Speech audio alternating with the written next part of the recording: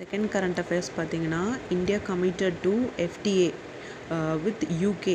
எஃப்டிஏனா free trade அக்ரிமெண்ட்டுன்னு அர்த்தங்க. இந்தியாவும் யூகே வந்து ஃப்ரீ ட்ரேட் அக்ரிமெண்ட்டுக்கு நெகோஷியேட் பண்ணியிருக்காங்க.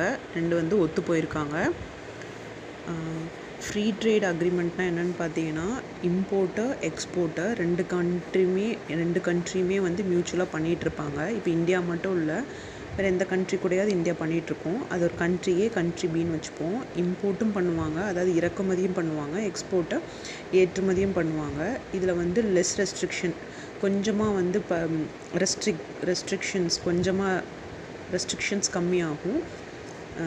தடைகள் அதே மாதிரி ரெடியூஸ்டு பேரியர்ஸ், அவங்களுக்கு ஏதாவது தடைகள் இருந்ததுன்னா அதையும் கம்மி பண்ணுவாங்க. ரொம்ப கஸ்டமைஸ்டாக தான் எல்லாமே பண்ணணும் அப்படிங்கிறது இல்லாமல் ரெஸ்ட்ரிக்ஷன்ஸ் வந்து இங்கே இருக்கும். எஃப்டிஏயோட சைன் பண்ண கண்ட்ரிஸோட மட்டும் இது பண்ணிக்கலாம்.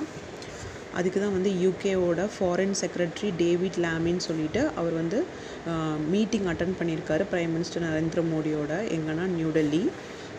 இவரோட யூகேவோட ப்ரெசண்ட்டாக இப்போ நியூவாக அங்கே வந்து எலெக்ஷன் நடந்துச்சு. பிரைம் மினிஸ்டர் யூகேவோடது யார் எலெக்ட் பண்ணியிருக்காங்கன்னா கேர் ஸ்டார்மர்னு சொல்லிட்டு. அவர் எந்த பார்ட்டினா லேபர் பார்ட்டி.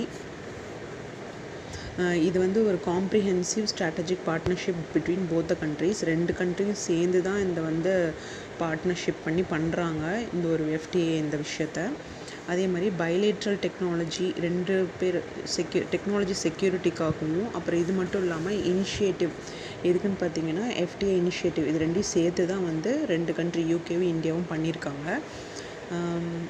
இது வந்து ரெண்டு ரவுண்டாக ஃபஸ்ட்டு இது போய் நெகோஷியேட் பண்ணது, அதாவது இது மாதிரி பண்ணலாம் எஃப்டிஏ வந்து இந்தியா கூட பண்ணுங்க அப்படின்னு யூகே கிட்ட போய் ரெண்டு ரவுண்டாக போய் பேசிட்டு வந்தது வந்து first external affairs minister Jaishankar தான்.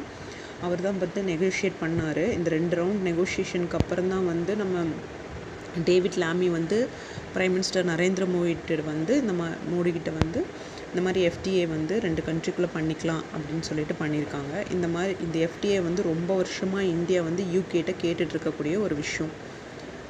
தேங்க்யூ. பட்ஜெட்டோட டீட்டெயில்ஸ்லாம் நான் ஃபர்தராக வரக்கூடிய வீடியோஸில் போடுவாங்க. Please do watch, subscribe and like the channel for more video. Please do support. இன்னைக்கு உண்டான தேங்க்யூ.